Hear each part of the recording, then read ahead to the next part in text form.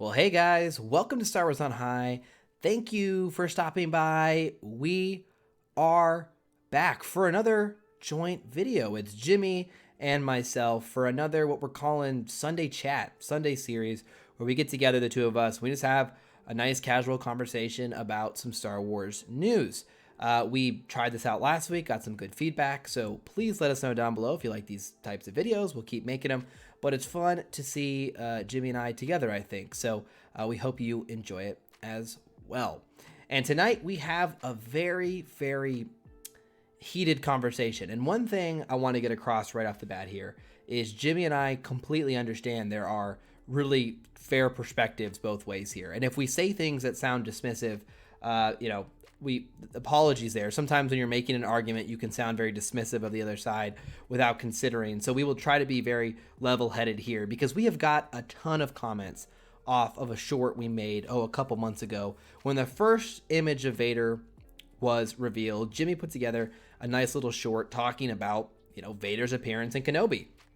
And I thought it was going to be cute. And he short, and it got 150,000 views. And he referenced a possible rematch. And by possible, I mean confirmed. For all intents and purposes, very, very likely fight between Kenobi and Darth Vader in the upcoming series. Now, we haven't watched the leaks, Jimmy and I. We don't want to hear them. I beg you to withhold from putting them in chat. We're trying to be not spoiled. I'd appreciate if you guys were supportive there. But we had so many comments, Jimmy. So many people coming in. At least 20 coming in and saying, hey. That's undershooting. Yeah, saying, hey, there should not be a rematch. The first time they ever fought again was in A New Hope. No, this ruins it. No, this retcons it. No, they only met in A New Hope. They never met in Luke's life. There's so many comments like that. I can pull them up. You can go check the video out yourself and see. And, I found this to be a really fascinating take because I don't agree with it at all. And I have a pretty, I think, interesting perspective on it that I want to share. And I think Jimmy will probably have some different thoughts and maybe agree with me on some things, disagree with me on others. So as we get rolling here, I'm going to start by just asking you, Jimmy, is this a issue you're really passionate about? Is this something that you really have spent a lot of time thinking, or is it something that was caught you off guard? Is it kind of caught me off guard a little bit as well? My initial when I first heard it, my initial thought was, but this is weird because I thought, I thought it was referring to their duel on Mustafar. But it's so vague both times. The two lines that stick out that I think everyone's been talking about are, when we last met, I was but the learner. Now I am the master. The circle is now complete, that thing. And then it was earlier, when the Millennium Falcon lands in the Death Star, and then he says, I sense something, a presence I've not felt since ... And, he walks off screen.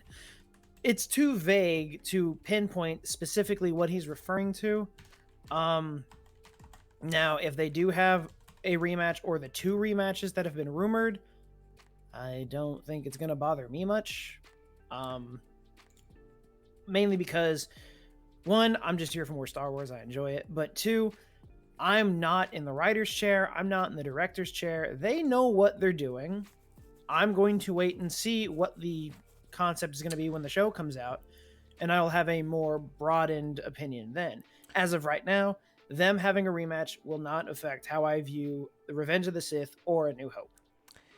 So to get us rolling right up the bat, let's talk about that quote, because this is kind of where my first thought went to. And I know some people are going to jump on me here, but the actual quote, for those who don't know, is, when I left you, I was but the learner. When I left you. Not the last time we spoke, the last time I saw you, the last time we were in the same room. And so if we want to get technical, which some people are going to jump on me, because I've even, our good buddy Ben has even said, like, well, Josh, I think the intent there is clear and you're kind of being caught up in semantics. I would argue maybe not, but let's just call it what it is. The quote is, when I left you. And so during this rematch, you could reminisce about, when I left you all those years ago, I was just a Padawan. Now I'm the master. It's arrogance from Darth Vader. There's supreme confidence in that confrontation that he is going to kill him. There's no doubt at all. And it's a lot of taunting, a lot of the circle's now complete. I'm about to end this game. Okay. I'm about to end this man's whole career, is what he's going for. So if we want to be technical, there's gray area there. number one. And let's also talk about the original trilogy and how many times George obviously changed things because he had better ideas. Leia remembers her mother in Return of the Jedi. She talks about her mother. That was clearly implied. It was her biological mother. And in Revenge of the Sith, the movie that George wrote, he realized, that whole I remember my mother thing doesn't make sense with this better vision I have. So I'm not going to let that one line I wrote 25 years ago stop me from making a better decision now. Okay? And that was George himself. That was not me. That was not you. That was George. And so let's not pretend that Star Wars has always been against adjusting plot to better support a narrative. And before I pass it back to Jimmy, I'll make one other. I have a really, I think, solid plot perspective on why it makes sense. But I'll make another, argument. There's a precedent for this. Ahsoka in the Clone Wars. Guys, let's call it what it is. In the show Revenge of the Sith, in the movie Revenge of the Sith, it does not indicate in any way he has a Padawan. Not at all. Not even a little bit. It doesn't in A New Hope, or Empire Strikes Back, Return of the Jedi. Old Ben doesn't say, your father was a great man. He had a student under him, actually, that he loved. That was a great fighter. Yoda doesn't say, oh, yeah, Darth Vader had a pupil who's still out there, who's literally around the same time as you. You could maybe even go to her for help. In fact, they had a confrontation in Rebels, right? Yoda literally sent them there, to that. He might have not known Ahsoka was going. My point is that, let's call it what it is, guys. Ahsoka was not in the original plans for Star Wars. She was not in those prequels. They added her to Clone Wars, and they added one of the best characters we've ever gotten in Star Wars. One of my favorite characters of all time, who's getting another show. One of all of your favorite characters as well. Because George and Dave realized, hey, I didn't make it clear that Anakin had a Padawan. It's not referenced at all, which would be a big thing in Anakin's life to talk about, like a huge part of his life that they don't talk about in Revenge of the Sith. But it's going to enhance the overall story so much that I'm going to go ahead and do it. Because even though it might not jive perfectly with the film, it's going to literally elevate all of the prequel era a couple of pegs. So I just want to make it clear, there's precedent for this in Star Wars. And I don't like the idea that people are pretending that this has never happened. Star Wars makes total sense from a continuity perspective, all the movies and the shows. They never have. So the fact that this one sticks out to me, I find very fascinating. What, do you disagree with me, Jimmy? What are your thoughts there? Well, for starters, I don't know if I can top that performance that you just gave. You really got into that. But no, I think you do make good points. I mean, the entirety of Star Wars is just riddled with inconsistencies and continuity errors. But I think that's what makes it great. It gives you all this opportunity to give more different stories. I think that's part of the charm of Star Wars. You look at the original Star Wars, 1977. Is it a perfect film? No. But that's what I love about it. They did the best they could with what they had. There's a lot of love in it. Yeah, and that it's a passion project that is, you can just see it. And that's why we like it so much. So all these throwaway lines, even the line about the Clone Wars, that's how we got all of this stuff. I don't think we need to look at every single quote as if it's permanent concrete, cannot be rewritten or redirected. Because I just think that leaves too much room for error, and that leaves you trapped in a box. Absolutely. Which is actually the problem that the original EU had. And that's something that even Timothy Zahn, the author of Heir to the Empire, talked about. He said with the differences between writing EU and the new canon is that with the extended universe, everyone was kind of stepping over each other. There was no continuity between what was going on in the movies, the books, the comics, the video games. It was all just sporadic. So there was a lot of storylines that overlapped and they weren't supposed to. There was literally 3 different times where Han got the Millennium Falcon from Lando with 3 different dates on all of them. And then moving over to, Disney's new canon, where everything was proper and structured. Yes, there have been issues, you talk about the Kanan comic and then the Bad Batch appearance. Oh, good call. Good call. But it's just more consistent now. You give yourself all of this room because we're not taking every line as in if I ruin this one line of dialogue, the entire ship sinks. And you made a good point early on in your response there, Jimmy. We're like, I think they've consistently made the right choice for the story. They've said, okay, I know I wrote this line back in A New Hope, but honestly, this is so much better. Like, I'm not going to cripple myself from telling this amazing story. Why would I do that? Like, I'm going to do this. And that line might not make total sense, but like, who cares? Like, and literally, like, at the end of all of this isn't done out of spite for anybody. No. This is all out of passion for the love of Star Wars and wanting to give back to the fans. It's the fans that are making it rough for everyone. So I think for my, like, where I want to take this now is we just noted that from a technical perspective, from an absolute technical definition of the A New Hope line, it's when I left you. So there's room for, there were other fights, right? When I left you has been the last time we met, when I left you there. It could mean and when that's the key thing. When I left you, no, Obi-Wan left him burning on the side of a good call, hill. Jimmy. Good call. Now, again, let's go back to the other fans' perspective, the people that say that it's ruining it. You could also argue, when I left you, I was but the learner, being the last time that Obi-Wan saw Anakin. And that was right before they split up and he went to Utapau. Fair. That's a fair point. Because the next time he sees him, he's no longer Anakin, he's Vader. Yeah. But arguably, so I will put that there and say I understand that is a valid point. Yeah. But no, it's fair. You could make an argument. I that's a fair point. That's a fair point. But I think my point is to make that argument, which I agree has legs to it. You have to be a little legal. You have to be a little wordsmithy, and I think I can do the same thing for the other point. So my point is, I think they have equal value. I think they're equally valuable. But it's a good point. I think the whole point here is that we want to see everyone's side. Exactly, I agree. Like, if you disagree with everything we have said up to this point, drop a comment. Let us know what you think. We're not trying to say someone is wrong or right. We just want to tear apart all of the arguments so we can see where all of the threads end up. Well, you made a good point there, Jimmy. It's a good call out. So I like that. So we highlighted how it could technically fit within A New Hope. I think we talked about how Star Wars has done this many, many, many times. I want to make just a third case, and I'd be curious to hear your perspectives on this. Yeah. For my opinion, where Vader was left in Revenge of the Sith, his entire life ruined.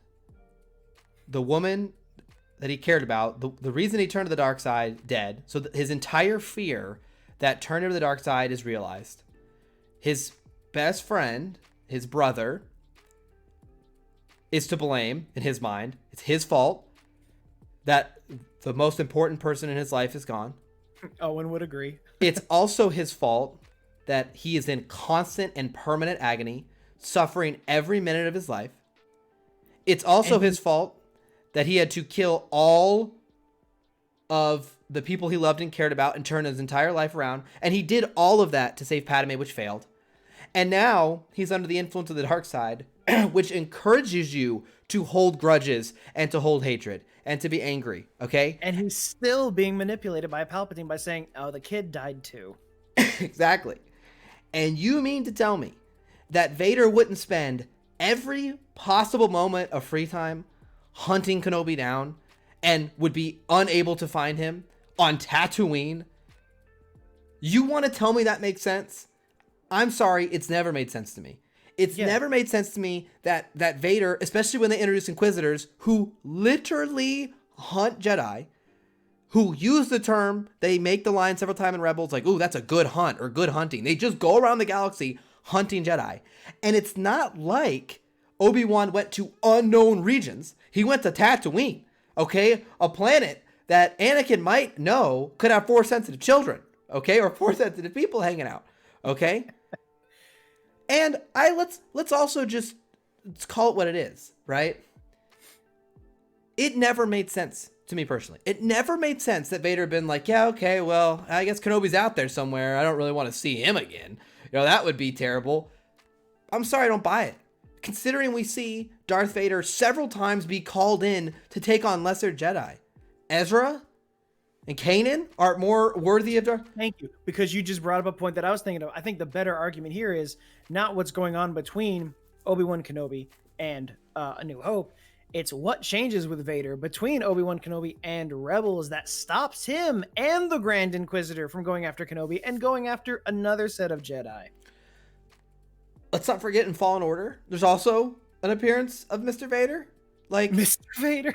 Like, it's not like he was like, it would be more consistent if it's like Vader never left a leadership role. He never got in the field anymore. He became like a general and never went into battle until A New Hope. No, he was out there. And if you want to go into the Vader comics, I mean, he's really out there. I mean, he's very active. So to me, the idea that somehow they never met again and it wouldn't have been like Vader's obsession never made sense to me. And I honestly believe that if they do have a confrontation, which I will admit I am hoping for, because I believe it makes more sense. We'll see. Maybe in the context of the show, it's terrible. And I'm like, oh my gosh, that doesn't make any sense. Well, that's so stupid. By the time these 6 episodes are done, Josh and I could sit back down and be like, yeah, that was a bad choice. Yeah, we could happen. But I think the key is, let's not pretend like it's impossible for it to work. Yeah. It could absolutely work. I think if you write off the idea already, like, well, that's no continuity here, it's failed. I just don't think that's right, because we should all truly just hold our judgment until we see it. I agree. Form an opinion for yourself. This is the same thing that, like, I follow a lot of film critics on Twitter. Sure. Yeah. And they're all saying the movies that I want to see. And when I see their first impressions of it, it can alter what my viewing experience is going to be. I agree. Don't let that happen. Form your own opinion. Watch it. Unless it's our opinion, our review. Ours is the gold standard. Always listen to us first, okay? It's like no. No, like, watch it for yourself. Figure it out. And if after that you don't like it, you know what? That's okay. But don't let all of these rumors and plot leaks and confusing lines from 1977 alter what you're thinking. Watch it first. And I think, Jimmy does a good job of bringing in the other perspective. And as I said at the beginning, like, it's easy for me as I'm going through this, like, argument to get kind of passionate about it and walk through it and be like, this is foolproof. It makes total sense. But the way I'm talking right now is the way other fans feel about the original confrontation being the only confrontation they had after he turned. So I totally respect that. And, we're probably gonna have some people in the comments who totally disagree with us, which I'm totally okay with. Let us know down below respectfully what you think. I'm not saying I want to make it clear. I'm not saying that you can't have a good reason to not want to see them have a rematch. I know you can. Our good friend Ben, host of the podcast with us, doesn't think how he sees it today there's a good reason, but it could be changed if the episode does well. So I'm not saying there can't be a good reason. I'm not saying that it's going to be executed well. And I'm not saying your opinion's invalid. Even if I get passionate and I run through this, let me know down below your thoughts. And if someone comes in and leaves a really nasty comment, I'll link them to this timestamp where I say this so people can say I didn't say this in the video. If you guys still watch this long, I appreciate it. Yeah, because that's just like the last thing I want to say is that, we want this to just be the discussion so we can see all the sides of the argument. We don't want to alienate other Star Wars fans. We want our channel to be a place where everyone can actually form together and create a fan base from all sides of the spectrum without attacking each other. One of the things we've been trying to do with the Sunday series in particular, and you might have seen our recent High Council court where Jimmy and I, pretend to be in a court and make a little argument. We do this in a way, especially the Sunday chats this is real, raw, free-form, Jimmy and I, two friends talking about Star Wars. We did not rehearse this before, as you can definitely tell. I didn't know what the topic was until I got in the call. Yeah, you can definitely tell it's not rehearsed, but that's how we talk. I'm sure that's how you guys talk with your friends about Star Wars, and so we want to keep that same atmosphere with you guys as well, because this is how these conversations happen in the real world, and we're just kind of duplicating them here. So we want to know down below. This is going to be a hot topic for the next couple weeks. Let's just make it clear. We don't know how this will be executed. We don't know if it'll be good. But I will tell you just honestly as we wrap up here on the topic, and Jimmy, I want to hear your perspective as well. But I want to see this. You see the poster I bought from Kenobi behind me, then you display it. I love the prequel trilogy. Revenge of the Sith to me is the best Star Wars movie.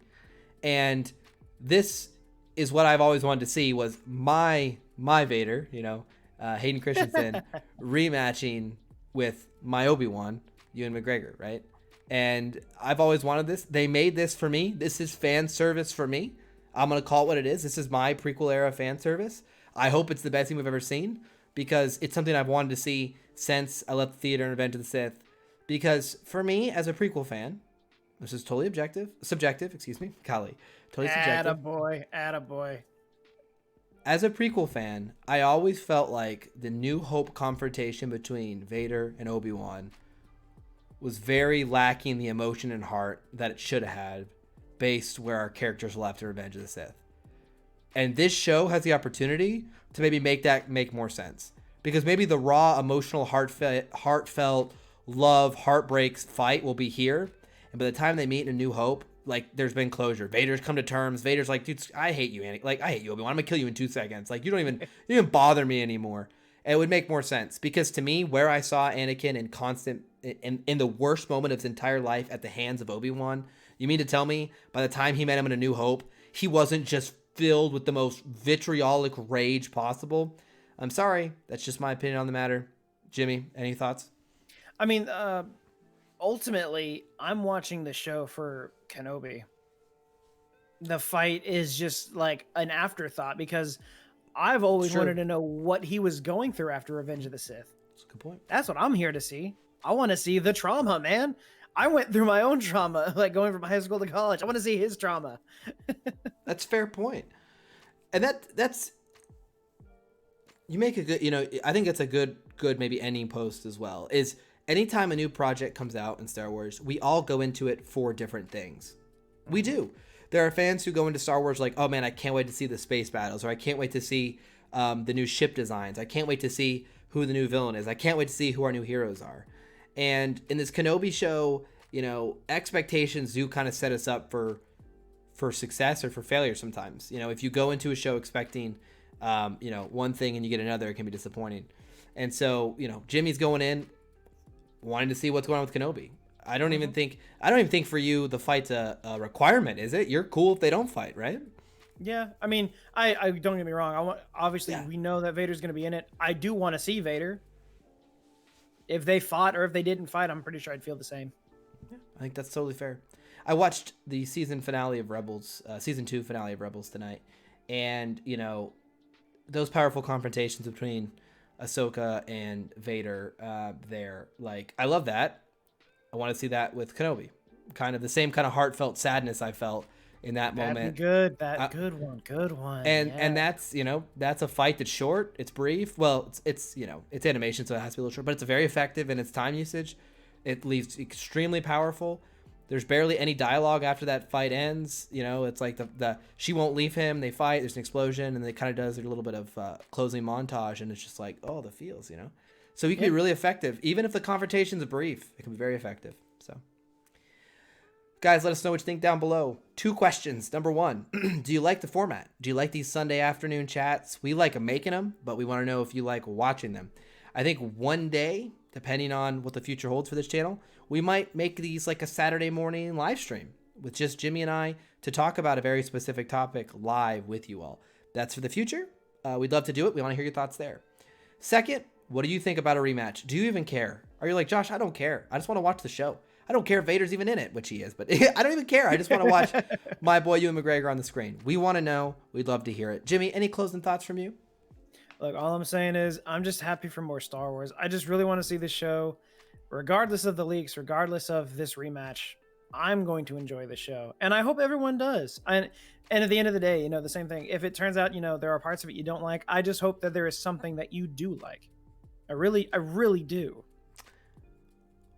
When the show airs on Friday, guys, we are going to have a live watch party the next morning. We're not going to stay up all night with you guys. We'll watch the episode 11 a.m. Central Time. We're having our after party. Come.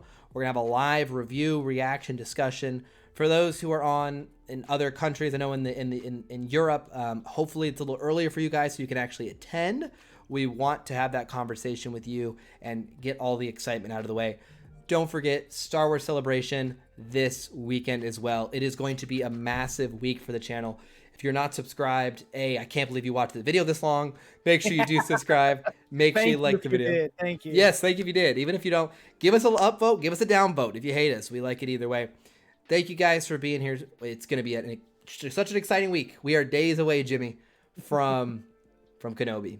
It hasn't hit me yet, but when it does, you'll know. Thank you guys for being here. Talk to you again very soon.